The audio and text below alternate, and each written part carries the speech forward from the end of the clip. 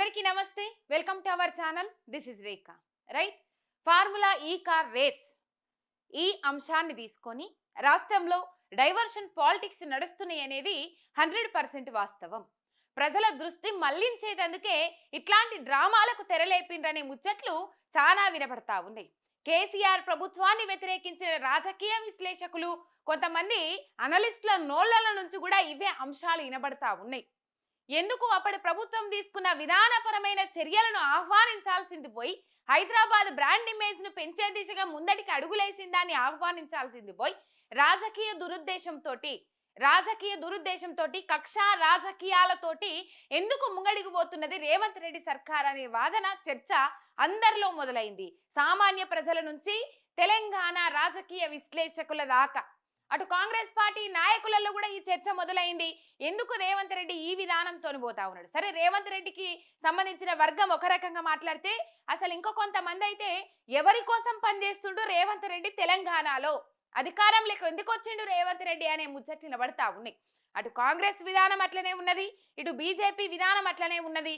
Target KCR, KTR, target BRS party, రెండు జాతీయ పార్టీలు కుమ్మక్కైన తెలంగాణలో అనడానికి ఒక నిదర్శనం నేను చూపెడతా. ఇప్పుడు మొత్తం మీద ఏదైతే కేటీఆర్ కు సంబంధించి ఫార్ములా ఈ కార్ రేస్ కు సంబంధించి ఏసీబీ తర్వాత ఈడీ రెండు ఒకదానికి ఒక తర్వాత ఒకటి కేంద్ర రాష్ట్ర దర్యాప్తు సంస్థలు ఎంటర్ అయిన తర్వాత ఒకరి తర్వాత ఒకరు నోటీసులు ఇచ్చుకుంటా పోయిండ్రు. విచారణకు రావాలి కేటీఆర్ అని చెప్పేసి నోటీసులు ఇచ్చి ఆదేశాలు జారీ చేసిండ్రు. రైట్, తెలంగాణ రోషమున్న బిడ్డగా ఏ విచారణకు పిలిచినా, తెలంగాణ గడ్డ మీద పుట్టిన బిడ్డగా, తెలంగాణ ఉద్యమ బిడ్డగా ఏ విచారణకు పిలిచినా నేను ఆ విచారణకు సిద్ధంగా ఉంటా, ఆ విచారణకు హాజరైతా అని చెప్పేసి కేటీఆర్ చెప్పిండ్రు. దమ్ముంటే బహిరంగ చర్చ పెట్టు, ఫార్ములా ఈ కార్ రేసు మీద నీకు దమ్ముంటే బహిరంగ చర్చ పెట్టు, చర్చలో అన్ని ముచ్చట్లు బయటకు వస్తాయి అని చెప్పేసి కేటీఆర్ సవాలు కూడా ఇసిరిండ్రు మన ముఖ్యమంత్రి రేవంత్ రెడ్డికి. మరి ఆ సవాల్ మీద ఏం సపోర్ట్ చేయలే అన్నా, బహిరంగ చర్చ పెడితే ఇది లొట్టపీస్ కేసు, ఇది ఫాల్స్ కేసు, ఇది తుఫేల్ కేసు అని చెప్పేసి నిజమంతా బయటకు వస్తుంది, మళ్ళీ ప్రజలు మమ్మల్ని ఇంకా చీగొట్టే పరిస్థితి ఏర్పడుతుంది, ఎందుకు బహిరంగ చర్చ పెడతా అన్న ముచ్చట్లు సెటైరికల్ గా కొన్ని ట్విట్టర్ అకౌంట్లు సెటైరికల్ గా పేల్చుకుంటారు కదా, కొన్ని పోస్టర్లు అట్లా బయట వైరల్ అవుతా ఉన్నాయి, అట్లా తిరుగుతా ఉన్నాయి. మొత్తం మీద ఈ పరిస్థితి చూస్తా ఉన్నాం. ఏసీబీ కాకపోతే ఈడీ కాకపోతే ఏసీబీ, మొత్తం మీద రేపు విచారణకు రావాలని చెప్పేసి మళ్ళా ఏసీబీ నోటీసులు ఇచ్చింది కేటీఆర్ కు. ఈ ఫార్ములా ఈ కార్ రేస్ కు సంబంధించిన అంశంలో గ్రీన్ కో ఏదైతే ఏదో ముచ్చట చెప్తా ఉన్నారు కదా, అట్లా జరిగిన ఎలక్టోరల్ బాండ్లు అట్లిచ్చిండ్రు అని చెప్పేసి దీన్ని ఆ ఎలక్టోరల్ బాండ్ల దిక్కు మళ్ళించే ప్రయత్నం కూడా చేసిండ్రు. నిన్న కేటీఆర్ వేసిన క్వాష్ పిటిషన్ కొట్టేసింది కదా హైకోర్టు ధర్మాసనం. కొట్టేయంగానే ఏసీబీ మొత్తం దూకుడు పెంచింది. ఏసీబీ దూకుడు పెంచిగా ఏసీబీ సోదాలు చేస్తా ఉన్నది, గ్రీన్ కో కంపెనీలో సోదాలు చేస్తా ఉన్నది. అసలు ఎలక్టోరల్ బాండ్లు ఇచ్చింది 2022లా, అది ఫార్ములా ఈ కార్ రేసు జరిగింది సంవత్సరం తర్వాత. కానీ దాన్ని ప్రాపగండ చేయాలి, దాన్ని అది చేయాలి, దాన్ని ఇట్లా చేయాలి అట్లా చేయాలనే ఉద్దేశంతో ఇంకా డైవర్షన్ లో భాగంగా ఇప్పుడు అట్లా చూసుకున్నట్లయితే దాదాపు దేశవ్యాప్తంగా ఏఐసిసి ప్రధాన కార్యదర్శి మల్లికార్జున ఖర్గే ఉన్నారు. ఆయన మీద ఎన్ని చర్యలు తీసుకోవాలి, ఆయన మీద ఎన్ని కేసులు పెట్టాలి, ఎన్ని దర్యాప్తు సంస్థలు ఎగబడాలి. మరి ఈ లెక్కన చూసుకున్నట్లయితే పార్లమెంట్ ఆమోదించిన ఎలక్టోరల్ బాండ్లను తప్పుదో పట్టించే విధంగా కాంగ్రెస్ పార్టీకి 341 కంపెనీల నుంచి 1357 కోట్లు వచ్చినాయి ఎలక్టోరల్ బాండ్ల రూపంలో, వివిధ సంస్థల నుంచి, వివిధ కంపెనీల నుంచి. మరి వాళ్ళ మీద ఏం చర్యలు తీసుకోవాలి? నిజంగా వాళ్ళు ఆ పని చేసినట్లయినా, ఇప్పుడు ఏదైతే అంటుండ్రో ఆ పని చేసినట్లయినా? మొత్తం మీద కావాల్సుకొని బురద చల్లే ప్రయత్నం చేస్తా ఉన్నారు తప్ప ఇంకేమీ లేదు. రైట్, ఇదంతా ఒక కథ అయితే ఏసీబీ ఈడీ ఒకదాని వెనుక ఒకటి కేసులు ఫైల్ చేసినాయి, విచారణకు రమ్మన్న తర్వాత పోతామన్నారు. అయితే ఇందులో కాంగ్రెస్ నాయకులు ఒకవైపు, బీజేపీ నాయకులు ఒకవైపు, మెయిన్ కేటీఆర్ టార్గెట్ గా, బీఆర్ఎస్ పార్టీయే టార్గెట్ గా డైవర్షన్ పాలిటిక్స్ చేసినా కూడా బీజేపీలు స్పందించారు. కానీ ప్రజల కోసం కొట్లాడుతున్న, ప్రజల కోసం పోరాడుతున్న ప్రతిపక్ష నాయకుల మీద కూడా వీళ్ళు ఎప్పుడు అరెస్టు చేస్తారు? జల్దీని అరెస్టు చేయాలి. మొన్న ధర్మపురి అరవింద్ పోయి ఆ రేవంత్ రెడ్డికి శాల్వా గప్పత్తాడు. ఆ శాల్వా గప్పచ్చిన కాడ ముచ్చట చెప్పిండట, కేటీఆర్ని ఎంత సాధ్యమైతే అంత తొందరగా జైలుకు పంపియండ్రి అని చెప్పేసి. తర్వాత వేదాలు వల్లిస్తారు. నిజంగా వాళ్ళే ఒక జడ్జి అవతారం ఎత్తి ఇలా పిసిసి ప్రెసిడెంట్ మహేష్ కుమార్ గౌడ్, బొమ్మ మహేష్ కుమార్ గౌడ్ కూడా మాట్లాడతాడు.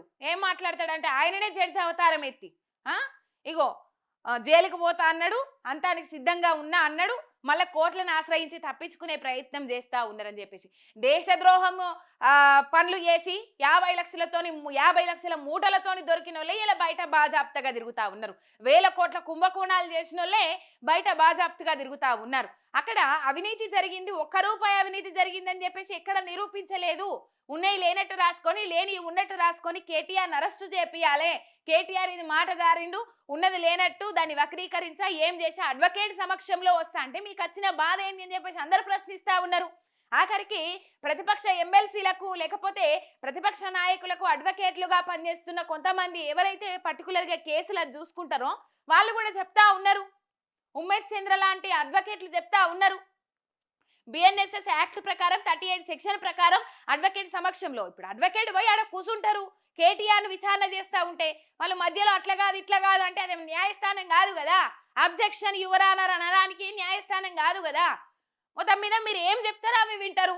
మీరు ఏమైతే అడిగినరో ఏమి రికార్డ్ చేసిండ్రో అవి వాళ్ళ మనసులో పెట్టుకుంటారు. దానికి మీకు వచ్చిన బాధ ఏంది?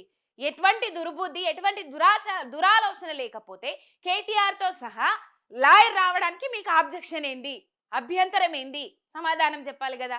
ఇక దాన్ని ఇట్లా కాదని అట్లా కాదని మళ్ళా ఏసీబీ విచారణకు రమ్మంటే కేటీఆర్ భయపడుతున్నాడు, అట్లా సోషల్ మీడియాలో వైరల్ చేసిండ్రు ఈ ముచ్చట్లు. ఇక ఇవన్నీ పక్కకు పెడితే అటు బీజేపీ వాళ్ళు ఇటు కాంగ్రెస్ వాళ్ళు వాళ్ళే జడ్జి అవతారం ఎత్తి వాళ్ళే జడ్జిమెంట్ ఇచ్చేస్తా ఉన్నారు. జైలుకు పోవడానికి సిద్ధమన్నాడు కేటీఆర్, ఇప్పుడు న్యాయస్థానాలను ఆశ్రయిస్తున్నారంటే ఆశ్రయిస్తారు. ఎందుకు ఆశ్రయించరు? ఇప్పుడు ప్రజల మనసు డైవర్ట్ చేయాలి, ప్రజల సమస్యల మీద వీళ్ళు దృష్టి పెట్టద్దు. మా ప్రభుత్వ వైఫల్యాలను, కాంగ్రెస్ ప్రభుత్వ వైఫల్యాలను ప్రజాక్షేత్రంలో ఎండగడుతుండ్రు కాబట్టి వాళ్ళని లేకుండా చేయాలి, జైలుకు పంపించాలని చెప్పేసి మీ దుర్బుద్ధి దురాలోచన మీరు చేస్తూ ఉన్నారు. కానీ ఇక్కడ ప్రజలు కదా ఆగమయ్యేది, చెప్తానే ఉన్నారు కదా. ఎన్ని రోజులున్నా ప్రతిపక్షంలో ఉన్నా అధికార పక్షంలో ఉన్న తెలంగాణ ప్రజల కోసమే మా పోరాటం అని. ఇక ఈ ముచ్చట ఒకటైతే ఇక్కడ వీళ్ళు బీజేపీ కాంగ్రెస్ నాయకులు జడ్జిల అవతారం ఎత్తి లేకపోతే రేవంత్ రెడ్డి దగ్గరికి పోయి లేకపోతే జిష్ణుదేవ్ వర్మ దగ్గరికి పోయి అరెస్టు చేయిందని ముచ్చట్లల్లా బీజేపీ కాంగ్రెస్ ఒక్కటనే భావన ఆల్రెడీ తెలంగాణ ప్రజలందరికీ పోయింది. ఇంతకంటే ముందు నుంచే నేను కొట్టినట్టు చేస్తా, నువ్వు ఏడిచినట్టు చేయి, నేను గిచ్చినట్టు చేస్తా, నువ్వు ఏడిచినట్టు చెయ్యి అని చెప్పేసి ఇక్కడ దేశంలో కాంగ్రెస్ కు బీజేపీకి మధ్య పచ్చగడ్డెత్తే అగ్గి రాజించుకునేంత శత్రుత్వం ఉన్నమాట వాస్తవం అయినప్పటికీ కూడా తెలంగాణ రాష్ట్రంలో మాత్రం రేవంత్ రెడ్డి బీజేపీతోని పొత్తు పెట్టుకొని ముంగడికి పోతా ఉన్నాడు. వాళ్ళిద్దరు చీకటి దోస్తానం మెయింటైన్ చేస్తుండ్రు అనేది జగమెరిగిన సత్యం, ఓపెన్ సీక్రెట్. దాని గురించి ప్రత్యేకంగా చెప్పాల్సిన అవసరం లేదు. మీరు ఎన్ని విధాల ప్రయత్నం చేసినా కూడా అది ఎట్లా ప్రయత్నం చేసినా అది ఇంకా జనాలకు రాంగానే పోతుంది, కానీ అది అబద్ధము, అది అవాస్తవం అని మీరు నిరూపించలేరు, ఎందుకంటే అది నిజం కాబట్టి. రైట్. ఇక అయితే ఇదంతా ఇట్లా పోతుంది జనాలకు అనుకొని నిన్న ఏం చేసిండ్రు? మొన్న అయింది ప్రియాంక గాంధీకి సంబంధించి. ఏ డేట్ నాడు అయింది నేను చెప్తా ఆ డేటు మీకు. ఏ డేట్ నాడు అయింది అంటే ప్రియాంక గాంధీకి సంబంధించి ఒక బీజేపీ లీడర్ ఎవరైతే ఉన్నారో రోడ్ల అభివృద్ధి, ఆ మాట నేను అనలేను, నేను ఒక ఆడబిడ్డ మీద చేసిన వ్యాఖ్యలను నేను తీవ్రంగా ఖండిస్తున్నా, నేను కూడా ఖండిస్తున్నా. ఎందుకంటే ఇప్పుడు ఆనాడు ఏ తారీఖు నాడు ఆ బీజేపీ నాయకుడు చేసిన మాటలు ఏ తారీఖు నాడు అంటే మండే రోజు చేసిండ్రు. మరి మండే నాడు ఎవరు ఎందుకు స్పందించలే? మండే కంటే ముందుగానే ఆ రోజు అది వెలుగులోకి వచ్చింది, అంతకంటే ముందుగానే మాట్లాడిండట ఆ బీజేపీ నాయకుడు. సరే, మరి అయితే ఇది ఇట్లా పోర్ట్రేట్ అవుతుంది, రాష్ట్రంలో కాంగ్రెస్ బీజేపీ ఒకటే అనే అంశం పోర్ట్రేట్ అవుతుందన్న నేపథ్యంలో అయితే ఇక్కడ మొత్తం మీద నిన్న అల్లర్లు జరిగినాయి. ఏం అల్లర్లు జరిగినాయి? పొట్టు కొట్టుకున్నారు కాంగ్రెస్ వాళ్ళు బీజేపీ వాళ్ళు. కాంగ్రెస్ కార్యాలయం ముందుగల బీజేపీ ఆఫీసు మీద కోడిగుడ్లు రాళ్లతోని దాడి చేసిండ్రు కాంగ్రెస్ వాళ్ళు. మళ్ళీ ప్రతిదాడిగా బీజేపీ వాళ్ళు వచ్చి గాంధీ భవన్ దగ్గర దాడి చేసిండ్రు. వాళ్ళు కొట్టుకుంటుర్రు, వాళ్ళకి ఎక్కడిది దోస్తాని, అగో వాళ్ళు మొత్తం పుర్రెలు తలకాయలు వలిగిపోయేటట్టు కొట్టుకుంటుండ్రు, వాళ్ళకు దోస్తాని ఎక్కడిది అని చెప్పేసి జనాలు అనుకోవాలి కదా. చాలా మంది ఇదే విధంగా అభిప్రాయపడతా ఉన్నారు. దోస్తాని ఒక్కటే, నేను దోస్తాని కరెక్టే, నేను ఇచ్చినట్టు చేస్తే నువ్వు ఏడ్చినట్టు చేయి అనేది వాస్తవం. కానీ దీన్ని ప్రజలు నిజంగానే నమ్ముతుండ్రు, ఇంకా ఎక్కువ నమ్ముతారు. కాంగ్రెస్ బీజేపీ ఒకటే అని నమ్ముతారు, ఉన్నదాన్ని నమ్ముతాండ్రు. మరి దాన్ని తప్పుడుగా చిత్రీకరించేందుకు ప్రయత్నం చేసి ఇప్పుడు ఈ బీజేపీ వాళ్ళు కాంగ్రెస్ వాళ్ళు కొట్టుకున్నారు. వాళ్ళకు దోస్తాని లేదు. ఈడీ వేరు, ఏసీబీ వేరు, కేంద్ర రాష్ట్ర ప్రభుత్వాలు వేరు వేరు అని చెప్పేసి బీజేపీకి కాంగ్రెస్ కు సంబంధం లేదని చెప్పాలని చెప్పేసి ఈ దాడికి ప్రయత్నం చేసిందని చెప్పేసి ఇక్కడ అభిప్రాయపడతా ఉన్నారు చాలా మంది విశ్లేషకులు కానీ తెలంగాణ ప్రజలు కానీ. రైట్, ఓపెన్ సీక్రెట్ ఇదన్నట్లు. మొత్తం మీద ఏసీబీ ఈడీ ఓటేనక ఓటి నోటీసులు ఇచ్చుకుంటే కేటీఆర్ను టార్గెట్ చేసినాయి, బీఆర్ఎస్ పార్టీని టార్గెట్ చేసినాయి. బీజేపీ ఖండించాల్సింది పోయి, ఎందుకంటే అధికార పార్టీ దుర్వినియోగ చర్యలు ఏవైతే ఉన్నాయో, కక్షపూరిత రాజకీయాలు ఏవైతే ఉన్నాయో దాన్ని ఖండించాల్సింది పోయి. ఎందుకంటే బీజేపీ వాళ్ళు ప్రతిపక్ష పార్టీలోనే ఉన్నారు, ఇటు బీఆర్ఎస్ ప్రతిపక్ష పార్టీలోనే ఉన్నారు. ప్రధాన ప్రతిపక్ష పాత్ర వీళ్ళు పోషించేది ప్రజల కోసమే కొట్లాట. ఇక మరి బీజేపీ పోషించాలే, ఇంకా పోషిస్తలేదు. ప్రతిపక్ష పాత్ర పోషించి ప్రజల తరపున కొట్లాడినట్టు ఎక్కడా కనబడతలేదు. మొత్తం మీద వాళ్ళే రాజకీయం చేయాలని చూసుకుంటా ఉన్నారు. ఇక్కడ ఖండించాల్సింది కాంగ్రెస్ పార్టీని కదా, మళ్ళీ బీఆర్ఎస్ పార్టీ జోలికి వీళ్ళు ఎందుకు వచ్చిండ్రు అంటే ప్రతిపక్షం ఎక్కడన్నా కొట్లాడుకున్నట్టు చరిత్రలో ఉందా? ఇక్కడ కాంగ్రెస్ బీజేపీ ఒకటైపోయినాయి కాబట్టి బీఆర్ఎస్ మీద ఇద్దరు విరుచుకోపడుతుండనేది ఇక్కడ. కానీ మీ ఉడత ఊపులకు బెదిరింపులకు భయపడేది లేదు. కేసుల కదరం బెదరం, మేము కేసుల బెదురుకుట్ట ఉంటే ఇలా తెలంగాణ రాష్ట్రం వచ్చేది కాదు అని చెప్పేసి వాళ్ళు ధైర్యాన్ని వ్యక్తం చేస్తా ఉన్నారు బీఆర్ఎస్ పార్టీ నాయకులు. రైట్, లైవ్ అప్డేట్స్ కోసం చూస్తూనే ఉండండి మిర్రర్ టీవీ శనార్థి.